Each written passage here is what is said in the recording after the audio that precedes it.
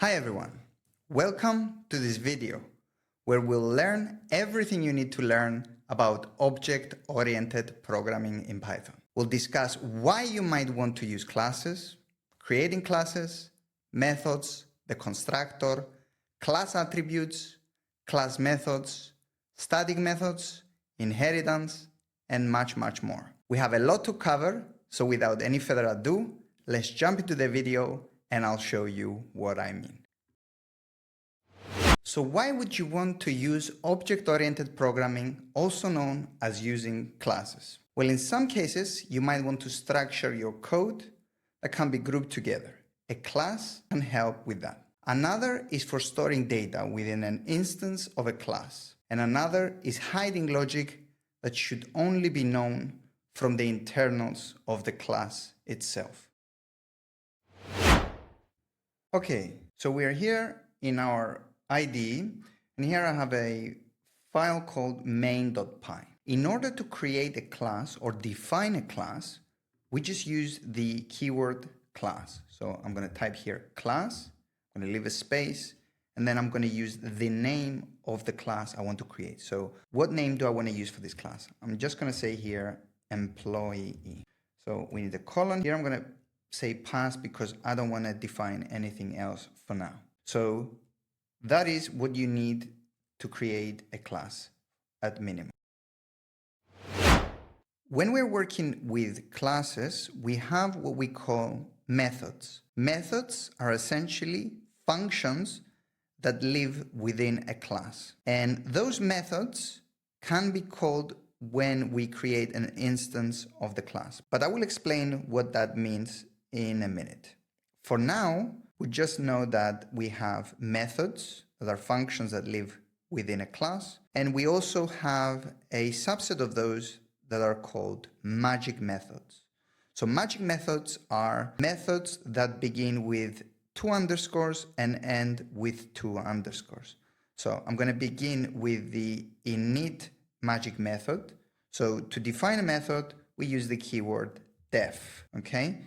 So the same as we use for creating functions outside a class, we do the same within a class. So we're going to say def, and then we're going to say double underscore, init, double underscore, and then we're going to open the brackets. Here you might see this auto-completed keyword called self. So self refers to the instance of the class. So for example, we're going to see down the line where we instantiate this class.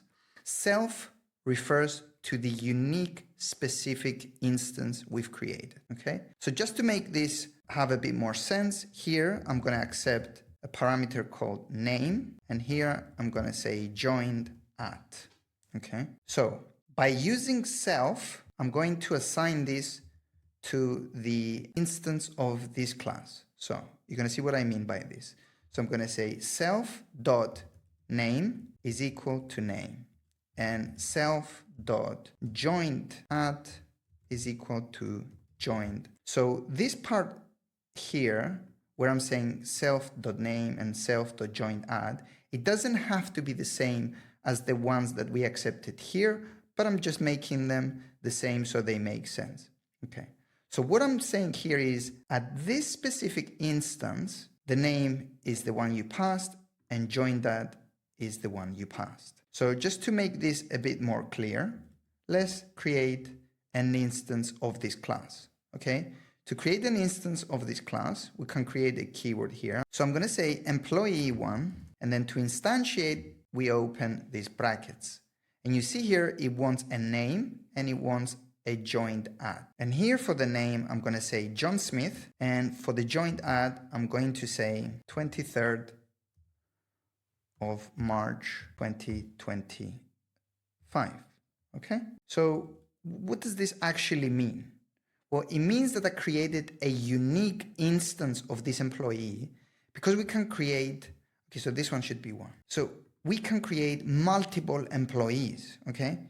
So for instance, I'm going to create another one and I'm going to name this employee 2. And here, let's just say Jane. And I'm going to change this to the 1st of March, okay? So these things that we passed, they live within the instance. So if I was to print, say, employee1, by using the dot notation, we access methods that live within the instance or attributes. So I can print the name. So if I was to run this, we get John Smith, because employee 1 is John Smith, not Jane Doe. But if I was to do the same for employee 2, we get Jane Doe, because they're unique. That's what we meant in the beginning, that they store some sort of state. So what this init magic method does, it gets called whenever you initialize a new object. An object essentially is an instance of the class. So for example, when you call employee and you open these brackets and you add the parameters that it requires, you're instantiating an instance of this class. So when you do that, this magic method gets called automatically. You don't have to do anything. So previously we used the name directly. So this attribute that we created directly, we called it directly from the instance to get its value. However, it's not really recommended. So that's what we use methods for, and for other things. But I'm going to use a simple application of a method. So here I'm going to say def to define a new method, and I'm going to say get name, okay? And here we're accepting self again, okay? So what I'm going to do is I'm going to say return self dot name. So here I'm going to print again employee1 dot get name, okay? Let's just put this next to this here, so we have the same order. So let's just do it for this as well. So if we were to run this, get John Smith, Jane Doe, Jane Doe. So it's exactly the same thing, but now we're using a method to get the attribute. So like I said, self refers to the instance of the class. However, self is a keyword that we gave it. It's just a convention. You could use anything you want, but self is recommended. But just to demonstrate that this doesn't matter, I'm just going to say S. And then here I'm going to say S. Okay? So if we run this again, it works. But if we look at what PyCharm says, it says usually the first parameter of a method is called self. So essentially, it's reminding us that the convention is to use self. Moving on, we have what we call class attributes. So what are class attributes? So they are similar to these instance attributes, but they behave a bit differently. So if I was to demonstrate here, let's say we want to give this employee some vacation days. So I'm going to say vacation days, and then I'm going to say 20. I'm using capital letters because this is the convention for constants. I'm saying this is a constant because class attributes are meant to not be changed. And they are essentially the same across all employee instances. So it doesn't matter if you have a different employee, it would be the same. So if you were to change this value here, it would change for all the employees. So a good practice is not to change it. But just to demonstrate this, we can go here and we can say print. We can use one of our employees. We can say employee1 dot. We can say vacation days. So if I print this, we get 20. Okay? And this is on the instance. However, we can do this on the class directly as well because it's a class attribute. So if I was to say here employee.vacation days and I run it, I get 20 because it lives on the class, not the instance. So if I was to do the same thing for the employee for the name, I wouldn't get the same result. So let me just demonstrate. If I was to say name, you see what it says here? Unresolved attribute reference name for class employee, because now it thinks that this lives on the class. However, this lives on the instance.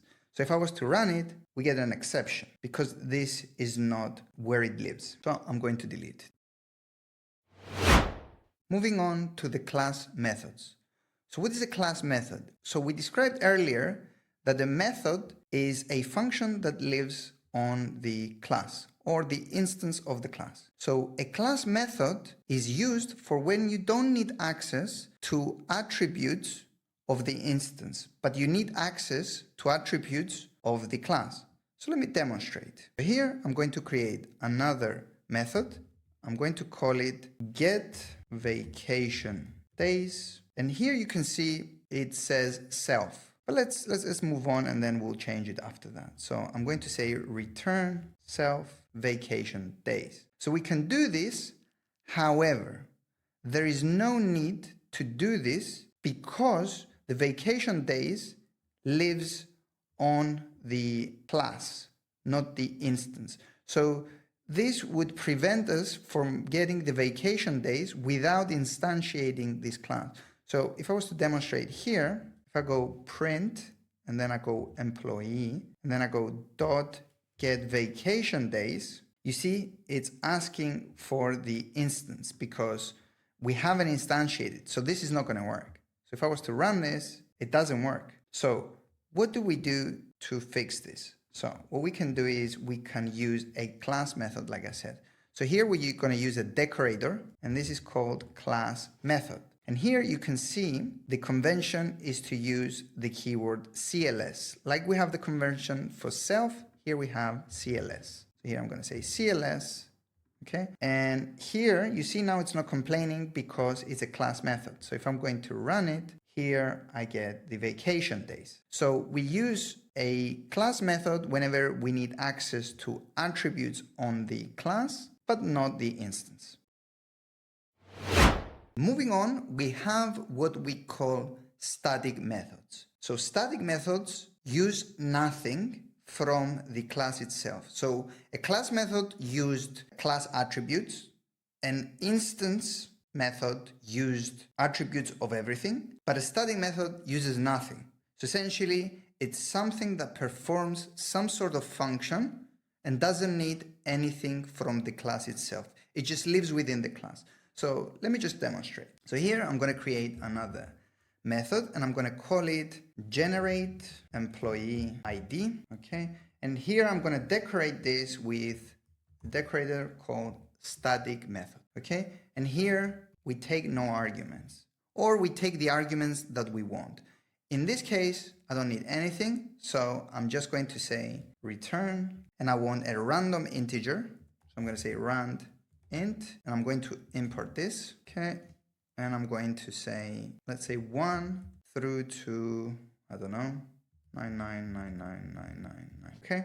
So I want a random integer for the employee ID. And why did I do this? I did this because I want to populate the employee ID randomly, and this doesn't need to be provided by the person who's instantiating the class. So I'm going to go here in the constructor because I want this to happen when the class gets instantiated. And I'm going to say self employee ID. And I'm saying self.employee ID because I want to set the employee ID on the instance itself.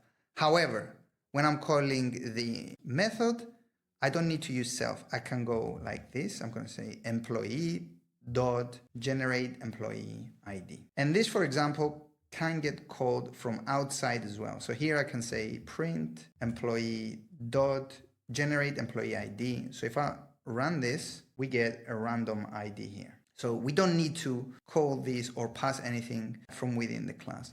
However, let's just use one of the instances that we created. So I'm going to go employee 1, and here I'm going to say employee ID. Okay. So if I was to run this again, here we get the employee ID of this employee here. Moving on, we have inheritance. So inheritance is when you create another class and you inherit from a previous one. So what do we mean by this? So I'm going to go up here and I'm going to create another class called manager. So I'm going to say class manager.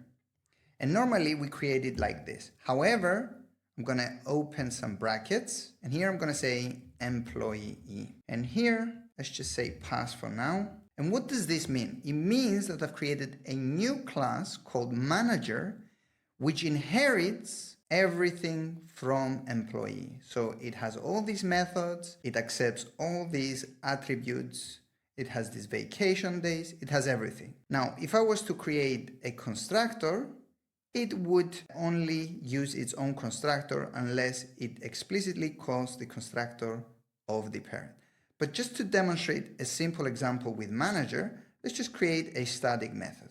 So I'm going to go here, I'm going to say static method, and here I'm going to say manage. Okay, we don't need anything else. And here we're just going to return a string called managing people. Okay, so what this means is now that we have created a manager class, we can create an instance of it. So I'm going to go here, down here, one, and I'm going to say manager. And then when I instantiate it, it expects a name and join that because it's inheriting from employee. So here I'm going to say Jack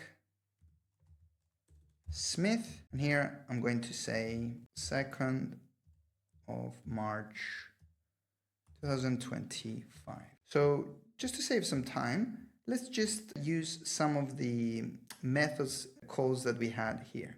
So let's grab these two here, paste them, and instead of employee, we can say manager one. So if we were to run this, there you go, we get Jack Smith, and then we get the name twice. Now, what we can do furthermore is we can call the additional method that lives on the manager, and that is a static method. So we could theoretically go here and we can say manager1.manage. This is static, but we can call it from the instance as well. So if we do this, it says managing people. Now I'm going to go and create another class to demonstrate something else. So here I'm going to go and say class developer, and here I'm going to say it inherits from employee. And then I'm going to go here and I'm going to say, let's create the constructor. So we're going to say init, and here what we want to accept is the name. We want to accept joined at, and then we are going to accept another list as well, which is the programming languages that this developer can code in. So I'm going to say programming languages. Okay. And then what we're going to do is we're going to call the parent constructor. So we do this by using the super keyword, calling it, and then essentially that basically refers to the inherited class, this. So it's just a short way of just saying employee init, okay? But this is a short way. So we're going to say init, and then what we're going to do here is we're going to pass the name and the joined at. So I'm going to say name is equal to name and joined at is equal to joined at. And then we need to set the programming languages as well. So for that, I'm going to say self.programming languages is equal to programming languages. Okay. So now that we have this, let's just add another method. I'm going to say can program in, and this is unique to this developer class. Okay. So here we're going to accept some language because we're going to pass a language to see if this developer can code in this language. So what we're going to do here is we're going to say return language in self-programming languages. So essentially it checks to see if the language that was passed is within the defined list of programming languages that this developer was instantiated with. So I'm going to go down here and I'm going to create a developer.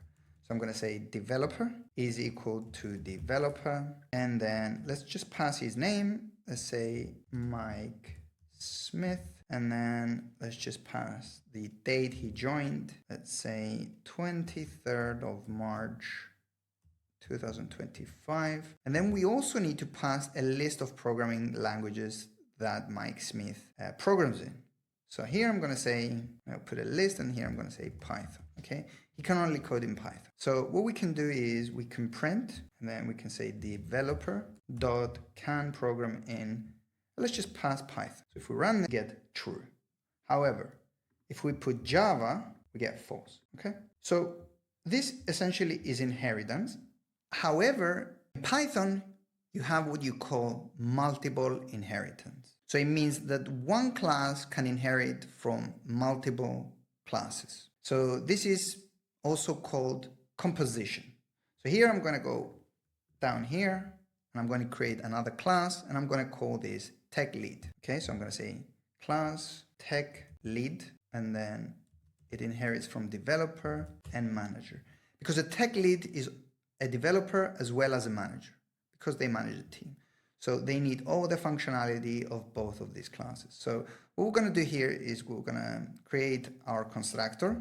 Okay, and then for this, we're going to pass the name, the joined at, and the programming languages. And then what we're going to do is we're just going to call super init.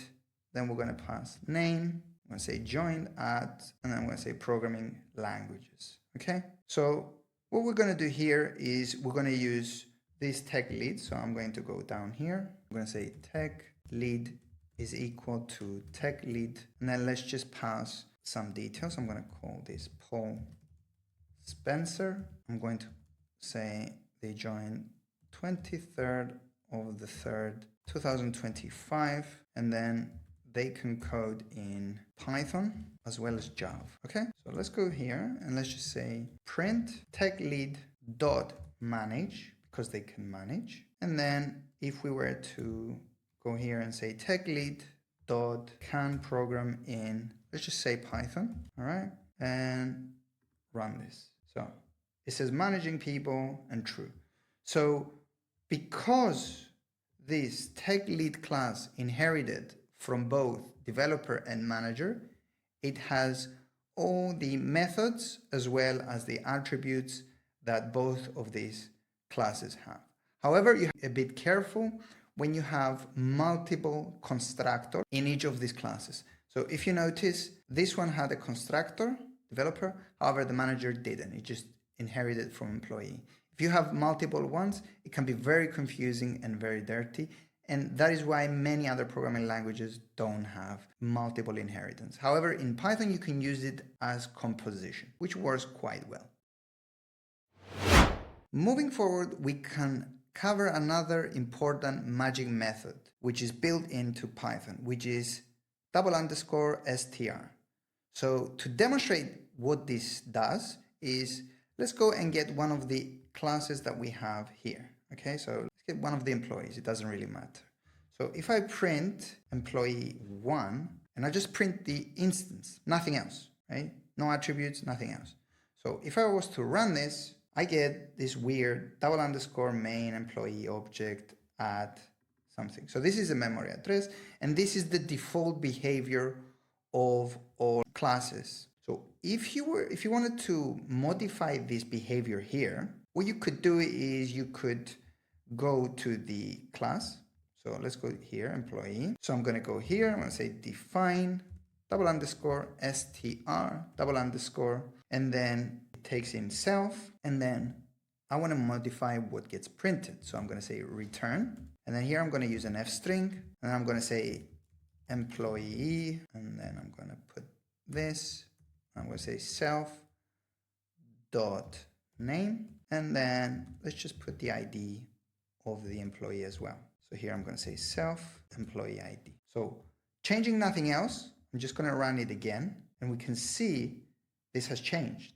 So it's exactly in that format. So it's employee John Smith and ID, the random ID that gets generated for this person.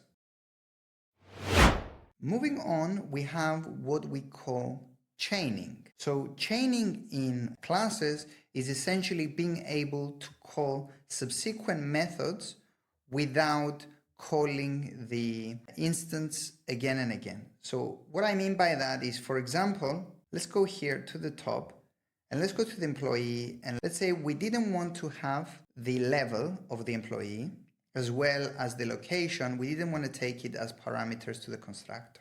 We wanted to set it differently. So I'm going to use a setter. So I'm going to say level, and here we're going to accept the level, and then we're going to say self level is equal to level. All right.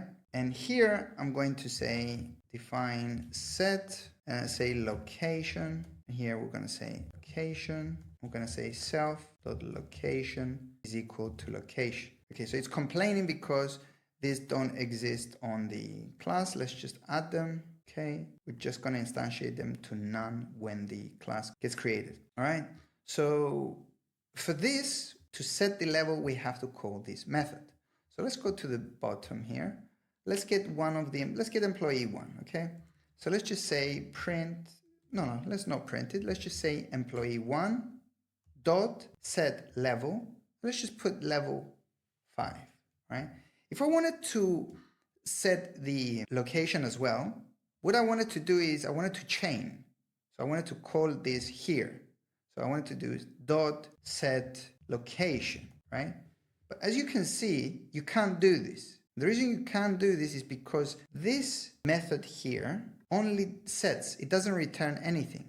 In order to be able to chain, you have to return the instance. So in this case, we would have to do return self. That's it. And if we wanted to make them interchangeable, so you can set the location first and then the level, what we're going to do is we're going to say return self. So if we go down here, we set the level, and now if I do dot, we can set the location as well.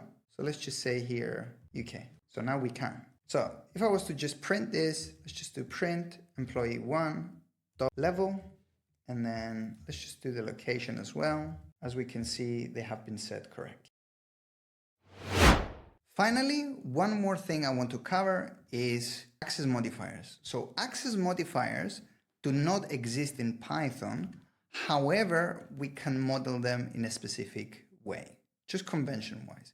What do I mean by access modifiers? So access modifiers is something that tells you if you can access a specific attribute or a specific method from within the instance or just from within the class itself.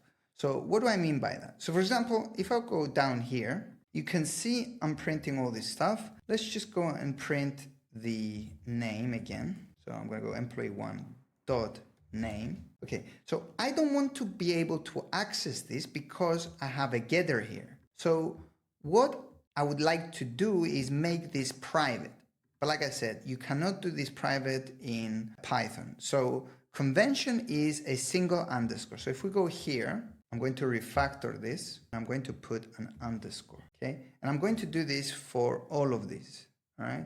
So I'm going to go here and I'm going to say joined at, and then I'm going to do this for employee ID because I don't want to access this from outside the class. I just want to use them within the class and then use getters to get those. So for example, here I've got a get. So as you can see here, it says access to a protected member of a class. So you can, this will work, okay? So everything will work normally. However, if you're using an ID like PyCharm, it tells you that this is supposed to be protected. So you shouldn't be using that. So for example, if I go here, dot, you see, it doesn't even suggest them. It only suggests the public ones, the ones that don't start with an underscore. So that is the convention of access modifiers and making attributes, and it works the same for methods. So here we have, I don't know, let's say generate employee ID. We can make this protected as well. So I'm going to put an underscore. And if we go here, see, it's complaining here as well. So it will work because Python doesn't restrict it. However, you shouldn't use it. So whenever you see an underscore before an attribute or a method, it means it's protected and you shouldn't access it. It's for internal use of the class only. This concludes the video. I hope you have enjoyed this video as much as I have enjoyed making it. And if you have, please like and comment on the video as this helps the channel grow. I upload new videos about programming every week, so if you want to be notified, please subscribe to the channel as well as click on the notification bell so you can be notified whenever a new video is uploaded. Thank you for watching, and I'll see you in the next one.